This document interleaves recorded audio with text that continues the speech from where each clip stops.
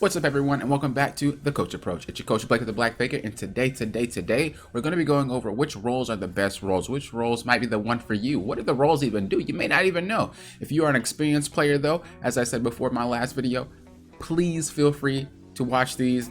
They are not just for beginners, but they are titled for beginners, and it's very important you understand the fundamentals of the game, because that's how you become the better player. That's how you become the high elo player. You cannot get anywhere in high elo if you don't understand the basics. So without further ado, let's get started. But one more thing here, if you guys would like free VOD reviews, make sure you join. Really? Make sure you join my Discord.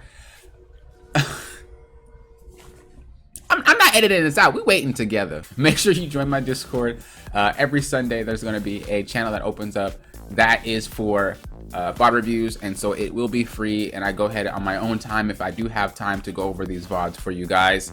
So yeah, feel free to do that. As I said, stay along for the ride, stay along for the train. No pun intended. Because we are going to be going over in-depth guides in this beginner series that I plan on making every single day. So without further ado, as I said before, subscribe please. Maybe I didn't say that, but I'm saying it now. Subscribe, stay on the ride so you know when you're notified for the next video. But let's get up into it.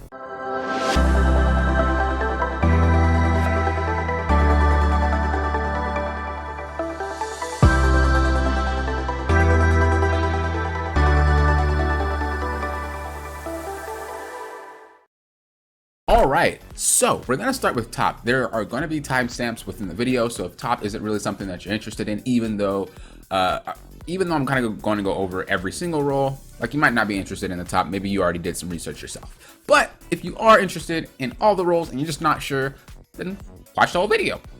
I won't complain. All right, so top used to be a tank lane, then it used to be a bruiser lane.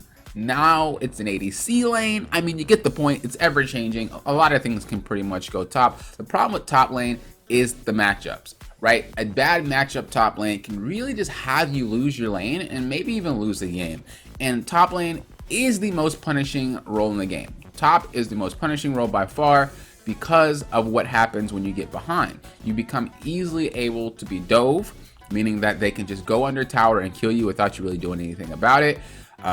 You're susceptible to freezing, which is a wave manipulation technique. We will get into wave manipulation in another video, but yes, wave manipulation in top lane is very, very important. If you don't really understand how to do that, you're hurting yourself significantly, because that role is all about how you handle the wave and how you are able to really get an advantage that way. Top is also a 1v1 lane. It's really just a skill dependent lane. Who is better than who? There are bad matchups, don't get me wrong, but most of them can really be changed based off of just how better of a player you are. If you're a better player, you usually can just beat the other laner. It is a very, very skill dependent matchup. If you're like that Street Fighter person, if you're like that Tekken person, you know, the one that just wants to be able to outplay through just basically outthinking and outsetting up abilities and just stuff like that, then this will be the lane for you. As top lane, the only real way though you can influence the game is going to be through teleporting.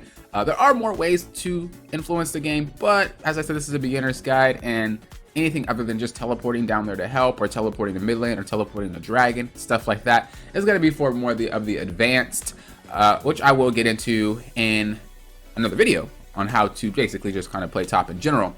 But for right now, just know that that's the way that you go about it, because this is a beginner's guide. As I said before, trying to do anything else when you don't have the basics down, as I said, those fundamentals,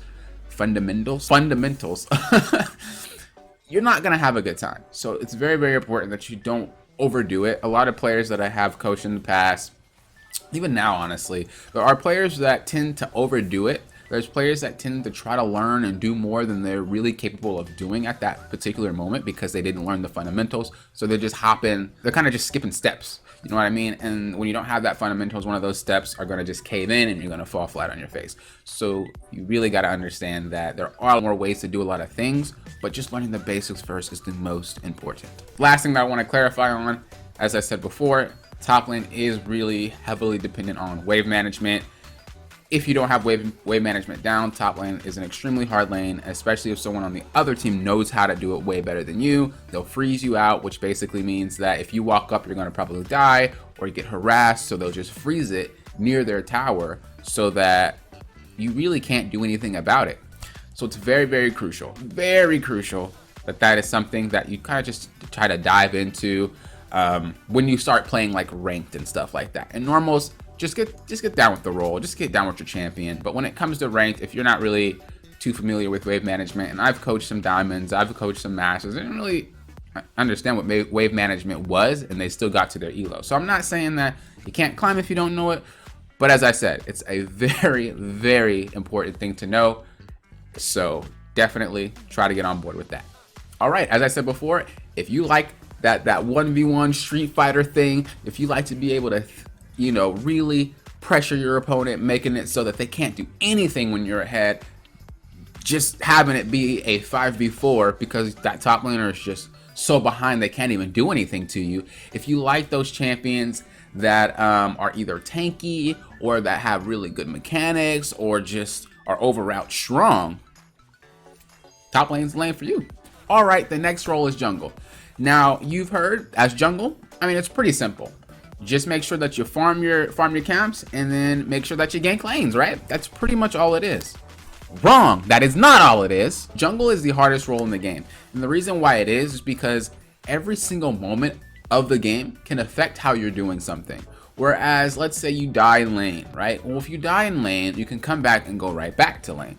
If you die in the jungle, chances are you're probably not going to be able to jungle anymore because the other jungle is going to be in your jungle, the other laners are going to be in, and that's just kind of how it works. So jungle is very important to adapt to situations. That is the only role, in my opinion, that has to adapt to everything going on. There is no other role in the game that needs to adapt every single second. It needs to change how they're playing every single second because of a teammate or because of just maybe something they did wrong. You know what I mean? And so when you are playing jungle, it is going to be the hardest role. There are a lot of things you need to understand before you get into that role. So of course you can just have fun. As I said, you know, when you're playing those normals, it's all right. Get your feet wet, do what you need to do. When it comes to that ranked setup, you're going to need to understand the way that lanes play out. You're going to need to understand what your jungle clear will be, and it changes every game. Sometimes it changes within the game. You're going to need to understand the objective controls of the game, basically being able to get these dragons and get the Rift Heralds and get the Barons. Use your smite to make sure that you actually get it. You're going to be able to have to learn how to ward, whether you're warding for invades, that means you're going to invade their jungle, or you're warding against invades, meaning that they are coming to invade your jungle. You need to know where their jungler. There's a lot of things that you need to know as a jungle. There's a lot of things you need to do as a jungler, which is why it's the hardest role in the game, without a doubt. Now, there are a lot of people that say jungle is easy. Jungle's OP. Man, you can just impact the map. No other role can impact the map and things like that. There are two types of players that say that. The type of player that says it's easy, the type of player that says it's impact, you could just carry games with jungle, are the players that do not play jungle and they lost to a jungler, so they automatically assume anything that they lose to is why it's broken. So with that in mind, ignore that person because they are wrong, right? Same thing for the second person, which is the person that says, well, it's OP, it's easy to do. You know, I carry all my games. I have high percentage win rates and all that extra. So all you got to do is blah, blah, blah. Those are the players that smurf and then actually like flex on people because they smurf. And what smurfing is, as I explained in my last video, I think I did, is when you are a higher elo player or higher skilled player playing against lower skilled players. No matter if you are jungler or not, you should be able to stomp them, right? So those are the two types of players you just really don't want to listen to, because those are the ones that don't really know what they're talking about, because like I said before, one of them doesn't even play the role and the other one is just kind of smurfing about and stuff like that. So be very cautious when taking advice from those type of players, because once again, people that I've coached within the past and even now want to get into jungle because they feel like, well, oh yeah, you know, it's easy. I always lose my games to the jungle because they always just can't. And then they play jungle and they're like, this is ridiculous. I don't even want to play jungle anymore. I'm swapping back. Like, that's just how it is. A lot of things are just so easily to misinterpret when you're not doing it. And then once you do it, you're like, wow, that's actually a lot harder than it seems. In the jungle, there are a lot of different type of champions you can play in the jungle. Honestly, I think every single jungle, or not every single jungle, I think every single type of champion can be played in the jungle. I mean, you got the tanks, you got the bruisers, you got the mages, you got the assassins, you got the marksmen. I mean, the list goes on what you can actually take into the jungle, and Riot is still trying to buff champions and change their stats so that they can actually jungle. Do I recommend playing things like Garen jungle and stuff like that? I mean, if you like the champion, sure. But there is a reason why certain things or certain champs are called junglers. So be very, very wary about that. As I said, do what you want. You know, have that fun in your normals game. If you want to play some Garen jungle, by all means. If you want to play some Darius jungle, by all means. You want to play Morgana, Zyra, whatever. But when you do start playing ranked and you do start going against these more, I can't even speak, man. When you do start going against these higher skill players, you will be getting taken advantage of because those champions just aren't going to work. They have weaknesses everywhere, and that's the problem. And so as a jungler, your job really is to basically play that game of chess. Your job is to always be one step ahead. You have to think the most in the game, but once you outsmart all 9 players, that's including your teammates, right? So once you outsmart all 9 players, you will be carrying your games. And that's just the part that people don't realize, is that in order to win as jungle, you have to be smart. All right, the next role is mid. That is the most favorable role. Usually, all the time, that role is getting taken, whether it be in bot, somebody's calling mid, if normal, someone's calling mid, draft pick, someone's calling mid, ranked, someone's calling mid. That is the role that is just the shining star of the team. Everybody loves a good mid laner, without a doubt. Mid is pretty much the jack of all trades. It's pretty much a jungle 2.0. It's pretty much a top 2.0. The difference though is that mid lane doesn't really get punished as hard for the both roles. For an example, wave management in mid lane, yeah, it is pretty bad if you're caught on the end of someone just manipulating the wave really well, but you're not at a deficit as much because you do have the opportunity to roam around and get kills.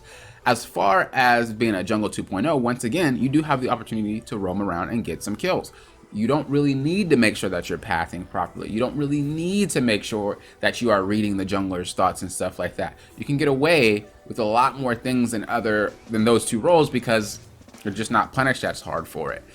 That being said, I'm not saying mid is easy, but I am saying you can pretty much do what top and jungle do and not really be punished too hard for doing it. As mid laner, it is your job to watch the map. It's your job to help your teammates. There are 2 different words that we use, well, that I use. There's roams and there's rotations. Okay, so roaming is like, oh, I pushed my wave, I'm going to see what I can do. Rotations are, you need my help, I'm coming. And that's when you drop everything and just go help. A lot of players, not even just mid players, but a lot of players don't understand that concept that, oh, you need my help, I drop everything and I go. A lot of players are just like selfish and they're like, I need to get my farm. I can't rotate because I need to do this.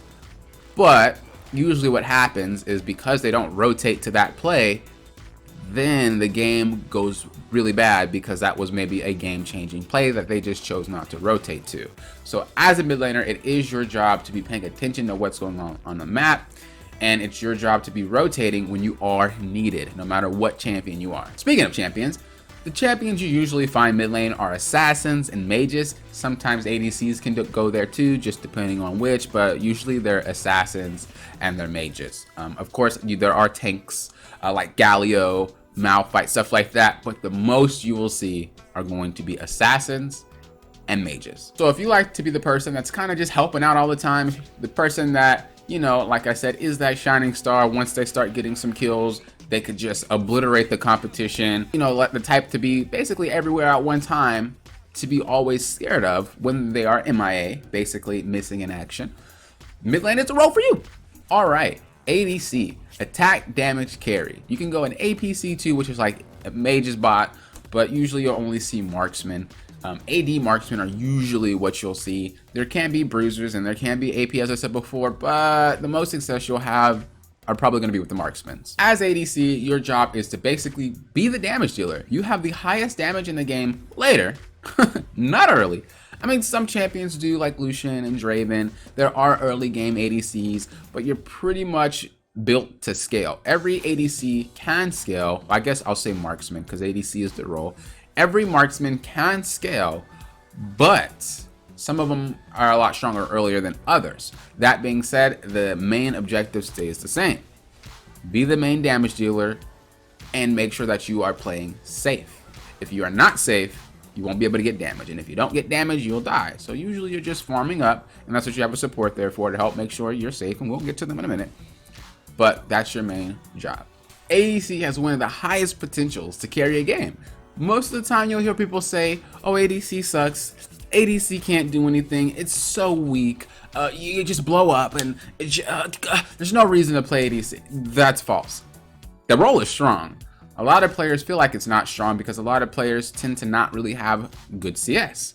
And so when you're playing off of kills, eventually it's going to get to the point where CS does matter more than the kills, and you're not going to have any damage because you were so focused on killing everybody over and over. Another specific reason why people say it's not that good is because if you do play it wrong, you lose. That's just how it is. ADC is the easiest role because there's not many things you have to worry about. Play safe and be aware. Well, I guess 3. Farm. Okay, those are the 3 things you have to do. It's the easiest role in the game, but you have to do it perfectly to carry your games, and that's the problem.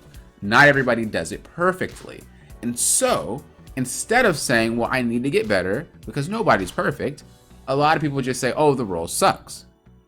You're meant to do damage later. You're meant to have the most damage in the game, but you want a free pass to do it. That's just not how it works. So if you want to play ADC, know that you have to play perfectly. Know that you have to make sure that you are better than all 9 of those players when it comes to being aware, when it comes to playing safe. The other roles, they can mess up and still win their game. Your role, no. So with that in mind, if you like to be the player that has to play the marksman, you want to have those guns, you want to bring the damage to the team, but with the cost of a high risk, high reward play style, ADC is for you. Last but definitely not least, we have support. As support, it's your job to support the team, not just the AD carry. A lot of players think, well, I'm only supporting the AD carry. No. It's your job to support the entire team, not just the ADC. That being said, that does not mean you die for people. Don't get that thing in your head where it's like, well, it's better if I just die than you. You're worth 300 gold just like the rest of the team. The only time it's better is if there's a bounty. Bounties come from players just having more than average gold, okay? I don't really know the exact stats for that, but that's pretty much what it is. So unless you're dying for someone like that has like a 300 gold bounty, 400 gold bounty, don't die for that. I've seen supports die for a 0 and 380 carry, and it's like, at this point, you are worth more because the more you die, the less you're worth. There's a lot of champs that can actually support, but they're not really support champions. Support is a very versatile role. It's a lot of fun down there because you can pick a lot of different things.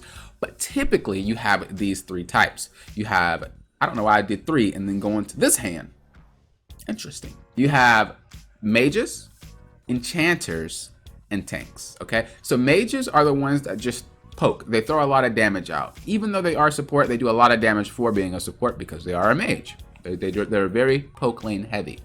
You have healers and shielders. Pretty much we call this a sustain lane type, meaning that you are keeping the ADC in lane longer because you are giving them heals and shields when they're necessary. And then you have the engaged supports. These are the ones that like to start the fight. These are the ones that make sure, oh, you're caught out, oh, you're misstepped, well, I guess I'll come get you, and then the whole team follows up. So that's what we call engaged supports.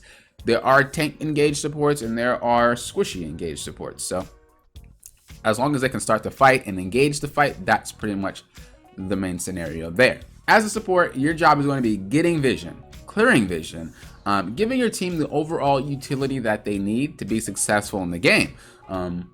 Although a lot of the things that supports do pretty much go unnoticed, the support has way more impact on the game's outcome than I think personally than any other role combined.